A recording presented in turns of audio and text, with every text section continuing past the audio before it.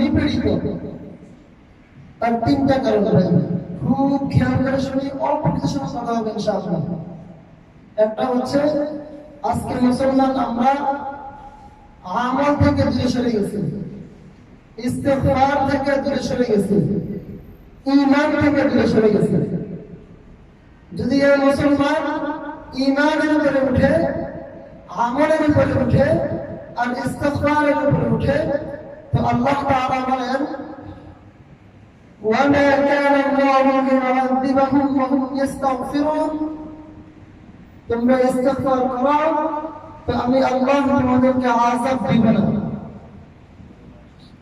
খুব ভালো করে বুঝিবেন, আল্লাহ তাআলা এই আয়াতে বলেছেন وما كان الله ليعذبهم وهم يستغفرون, মুসলমানরা তোমরা ইস্তেগফারের উপরে উঠো তো আমি আল্লাহ তোমাদেরকে আযাব দিব না। তো আমরা যদি এর দিকে তাকাই তাহলে আমরা এখন বুঝতে পারি যে আমি কাউসার, আপনি অমুক, আপনি সলিমুল্লাহ, আপনি কলিমুল্লাহ, আমরা সবাই এখন ইস্তিগফার থেকে দূরে সরে আসছি, তো আল্লাহ তাআলা আমাদের উপরে আযাব দিয়ে দিয়েছে। কেন? আল্লাহ তাআলা কোনো কথা ভুল বলেন না। কি বলেন ভাই? কালামে পাকের কোনো কথা ভুলেছে ভাই?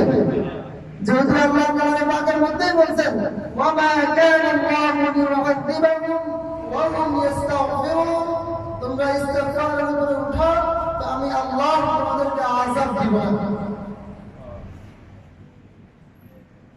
আল্লাহ তাআলা কালামে পাকের মধ্যে হিফজুল কোরআন 24 নম্বর পারার 3 নম্বর পেজের একেবারে শেষের দিকে বলতেছেন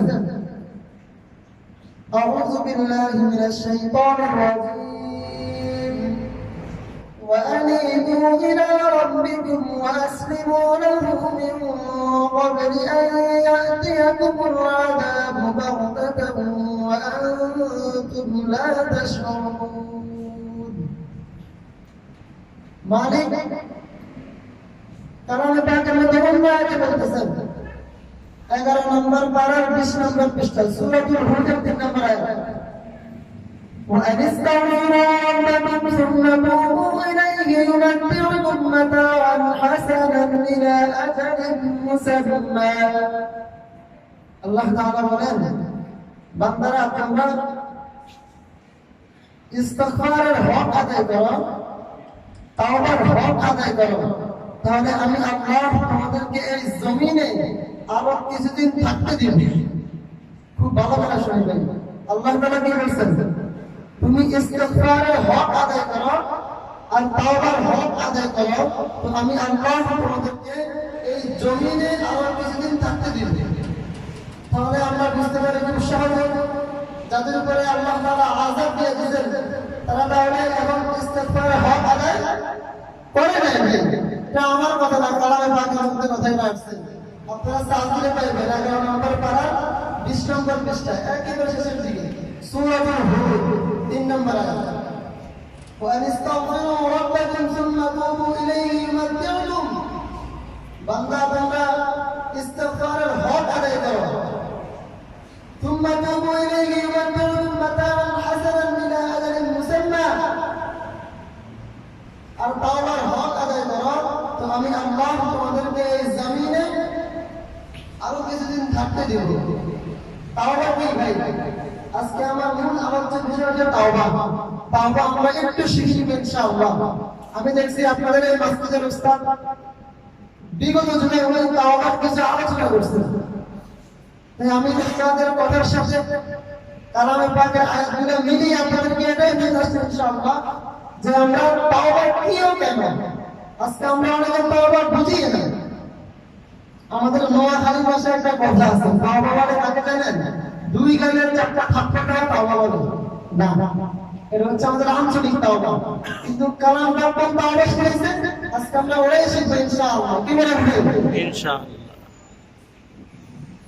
যদি পুরা দুনিয়ার মানুষ 2টা কথার উপরে ওঠে, আল্লাহ তাআলার জাতের কসম খেয়ে বলতে পারি ভাই, যদি মুসলমান 2টা কথার উপরে ওঠে তো আল্লাহ তাআলা এই পুরা মুসলমানদেরকে এমন আযাব দিবেন। 2টা কথা কি? ওয়া আনিস্তাগফিরু, তোমরা তাওবার হক আদায় করো। তাওবা কি ভাই? আমরা আল্লাহ তাআলার কাছে বলবো, হে আল্লাহ, আমরা পিছনে যে গুনাহগুলো করছি আপনি আমাকে মাফ করে দেন। দ্বিতীয় নাম্বার কথা, আমরা সামনে আর গুনাহ করব না, এই বলে ওয়াদা করতেছি, আপনি কবুল করে নেন। সবাই আমার সাথে বলেন ভাই, সবাই এই দুটো আজকে এখান থেকে শিখে নেন ভাই। এবং তো আমরা মুসলমান, জুমার পর জুমা পড়তে এসে কিন্তু আমাদের আমাদের আমল কবুল হয় না। কষ্ট করে গেছে, অনেক দোয়া করি আল্লাহর কাছে, দোয়া কবুল হয় না কেন? হুজুর উত্তর হয় কি, আপনি সুদ ছেড়ে দেন, হারাম ছেড়ে দেন। কেন? যদি আপনি আপনার দোয়া কবুল হয়, পূর্বে সপ্তাহ হারাম রক্ষণ করা, হালাল ধরেন, হারাম ছেড়ে দেন।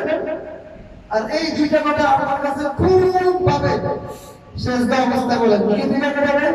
সবাই আমার সাথে বলেন, আল্লাহ, আমরা পিছনে যে গুনাহগুলো করছি আমাদেরকে মাফ করে দেন। বলেন ভাই, আল্লাহ, আমরা যে পিছনে গুনাহ করছি আপনি আমাকে মাফ করে দেন। আমরা নিজেকে বলতে হবে। আমরা এখন কি করি? আমরা তো নিজেকে বলি না, আমরা এখন অন্য ভাইকে বলি। আমরা এখন মুসলমানরা হচ্ছে কি, আমরা অন্য ভাইয়ের দোষ তালাশ করি বেশি। আমরা এখন নিজেকে বলতে শিখি না, আমরা বলতে শিখি কি, ওই সলিমুল্লাহ সুদ খায়, ওই সলিমুল্লাহ এখন নামাজ পড়ে না। নিজেকে বলি না যে আমি কি আজকে বদল করছি। তো আল্লাহ তাআলা ইসলামের মূল অর্থ কি ভাই? তাওবা। তাওবা যে বলে বাংলা ভাষা, সেটা হচ্ছে আমি পিছনের গুনাহের জন্য আল্লাহ তাআলার কাছে মাফ চাওয়া, সামনে গুনাহ করব না বলে ওয়াদাবদ্ধ হওয়া। এটা হচ্ছে মূল তাওবা। যদি মুসলমানরা এই দুইটা কথা অন্তরে গাঁথতে পারে আর বলতে পারে যে আল্লাহ, পিছনের গুনাহ মাফ করে দেন, সামনে আর গুনাহ করব না, তো আল্লাহ তাআলা বলেন, ওয়ামা কানা আল্লাহু লিউআযিবাহুম ওয়া হুম ইস্তাগফিরুন। যে বান্দা, যে জাতি তওবার উপরে উঠবে, ইস্তিগফারের উপরে উঠবে, তো আমি আল্লাহ তাদেরকে আযাব দিব।